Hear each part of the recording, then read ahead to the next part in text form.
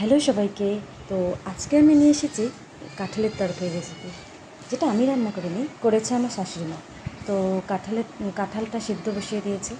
এদিকে আমি মশলাটা করে নিচ্ছি। জিরে আর কাঁচা লঙ্কা কাঠখোলায় ভেজে নিয়েছি, ওটাই বাটবো তার জন্য। তরকারিটা বেশ খেতে ভালোই হয়েছিল।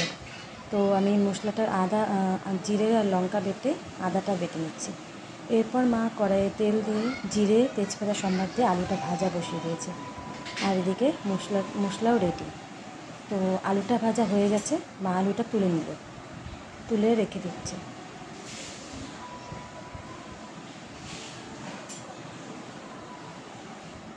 এরপর কড়াইয়ে মা গ্রেট করে রাখা পেঁয়াজটা সম্বাদ দিয়ে দেবে। ওই তেলেই গ্রেট করে রাখা পেঁয়াজটা সম্বাদ দিয়ে দেবে।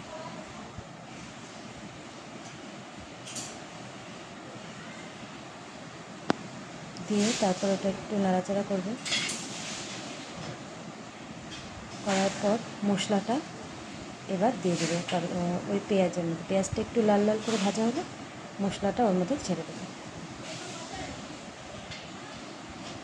মশলাটা ছাড়ার পর একটু হালকা ভাজা ভাজা করবে, কিছুক্ষণ নাড়াচাড়া করবে।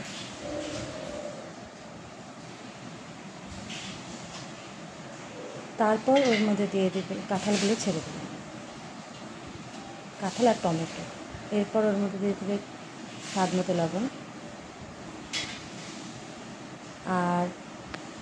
আর দিয়ে দেবে হলুদ। লবণ দিয়ে একটু নাড়াচাড়া করে লবণটা ওর সাথে মিশিয়ে এরপর ওর মধ্যে দিয়ে দেবে হলুদ।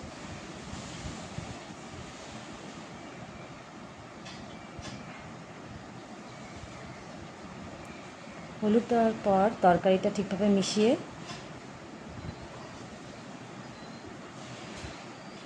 মশলাটার সাথে যদি কাঁঠালটা ভালো মতন মিশে ততক্ষণ ভাজা ভাজা করবে। এরপর একটা গামলাতে ঢেকে রাখবে। গামলাটা সরিয়ে তারপরে জলটা শুকানোর অপেক্ষা করবে। তো একটু নাড়াচাড়া করে নিচ্ছে।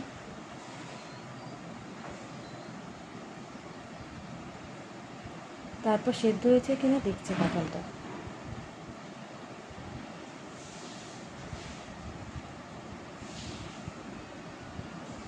এরপর ওর মধ্যে দিয়ে আরেকটু হলুদ দিয়ে দিল।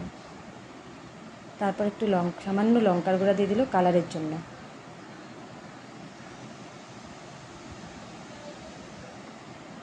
এরপর লঙ্কা গুঁড়োটার সাথে ওটা ভালোভাবে মিশিয়ে নেবে।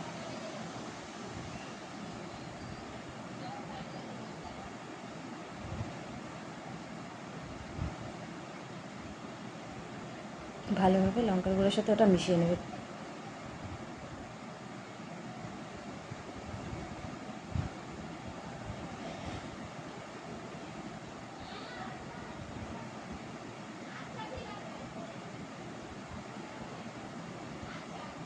এরপর মা আরেকটু হলুদ দিয়ে নিল কালারটা ঠিক হওয়ার জন্য।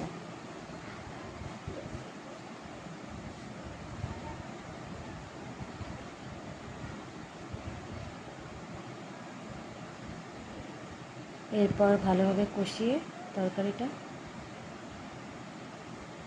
একদম জলটা শুকিয়ে এলে ওর মধ্যে অল্পটুকু করে জল দিয়ে দিয়ে ঝোল দিয়ে দিতে হবে।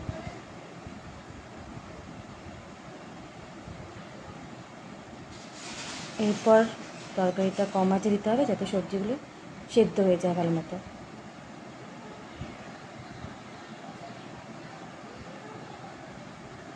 এবং জলটা শুকানোর অপেক্ষা করতে হবে। এরপর ঝোলটা ফুটে আসলে ভালো মতন এর মধ্যে গরম মশলা দিয়ে মা তরকারিটা নামিয়ে নিয়েছে।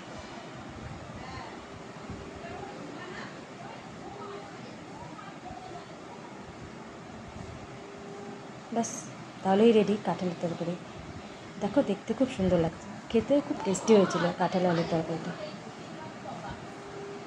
একদম মাংসের মতো।